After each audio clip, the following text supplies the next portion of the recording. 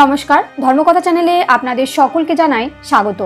আজকে আমরা জানবো শ্রীকৃষ্ণের এই 7টি সংকেত, যে এই 7টি সংকেতেই আমরা জানতে পারবো আমাদের জীবনে কখন ভালো সময় আসবে।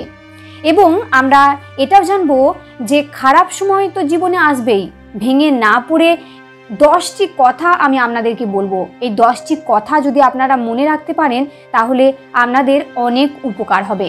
সময় বড় কঠিন, মানুষের পরীক্ষা নাই।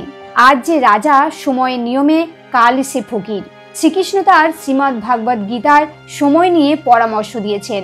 সেই পরামর্শগুলি হচ্ছে: 1, শ্রীকৃষ্ণ বলেছেন একমাত্র সময় ঠিক করে দেয় মানুষের জীবনে সুখ আসবে না দুঃখ, জীবন কেমন কাটবে সেই সংকেত মানুষ তার কার্য থেকেই বুঝতে পারবেন।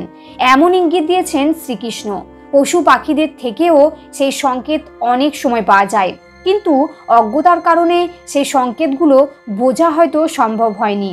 2, শ্রীমদ্ ভাগবত গীতা অনুযায়ী একবার নারদ মুনি ভগবান বিষ্ণুর সঙ্গে দেখা করতে বৈকুণ্ঠ ধামে গিয়েছিলেন। সেখানে গিয়ে নারদ মুনি ভগবান বিষ্ণুকে জিজ্ঞাসা করেছিলেন মানুষের জীবনে সুখ বা দুঃখের আগমনের ইঙ্গিত কি করে বোঝা যাবে। ভগবান বিষ্ণু তখন তাকে বলেছিলেন, যখন কোনো ব্যক্তির চোখ ব্রহ্ম মুহূর্তে অর্থাৎ ভোর 3টে থেকে 5টার মধ্যে খুলে যায়, অথবা ওই সময়ের মধ্যে তিনি স্বপ্নে ভগবানের দেখা পান, তখন থেকে ইঙ্গিত পাওয়া যায় ওই ব্যক্তির জীবন সমৃদ্ধি ও প্রগতির দিকে এগিয়ে যাবে এবং তার স্বপ্ন যাতে পূরণ হয় তার জন্য স্বয়ং ভগবান তাকে সাহায্য করেন।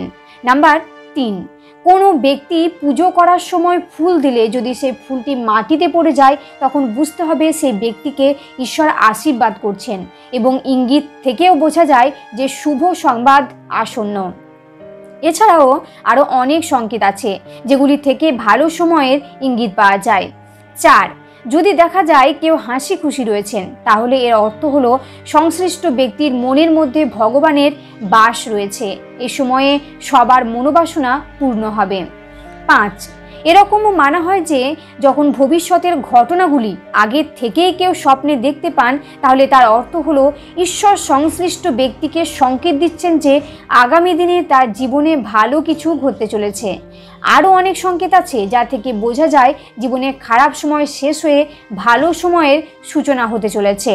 6, ধন সম্পত্তি নিয়ে সমস্যায় ভুগছেন বহুদিন ধরে, কিভাবে এই সম্পর্কিত সমস্যার সমাপ্তি ঘটবে বুঝতে পারছেন না, কিভাবে বোঝা সম্ভব তা?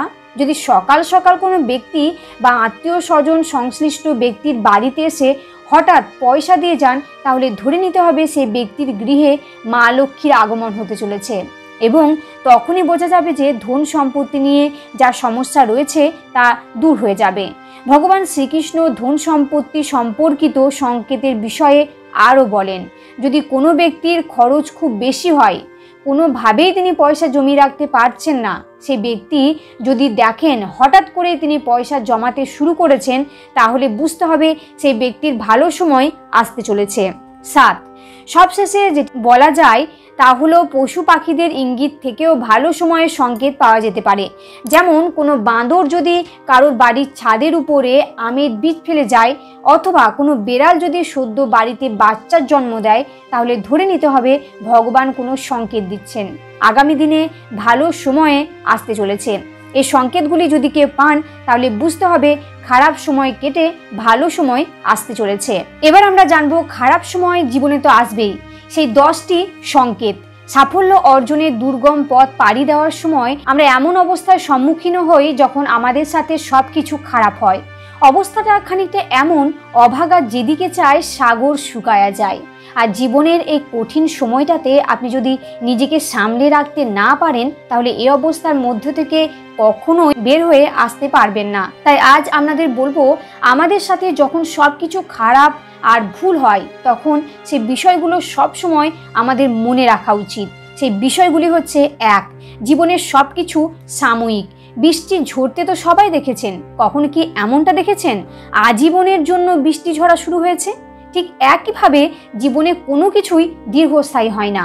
তাই আপনার জীবনের খারাপ সময়গুলোতে দিশেহারা হবেন না।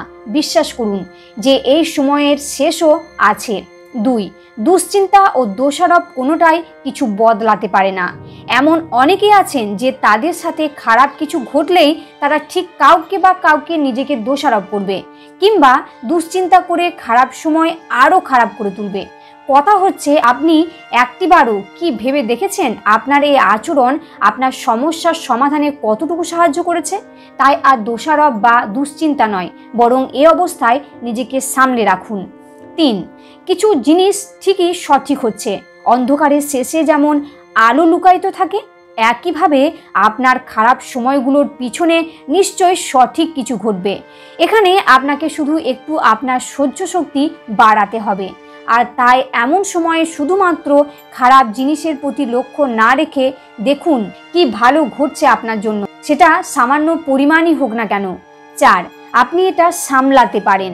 সময় যত খারাপই হোক না কেন, আপনি সব সময় এটি বিশ্বাস করুন যে আপনি এটা সামলাতে পারেন। জীবন আপনার আর সমস্যাও আপনার, তাই সমস্যা থেকে বের হয়ে আসার উপায়ও আপনাকেই জানতে হবে। তাই নিজের প্রতি বিশ্বাস কখনোই হারাবেন না।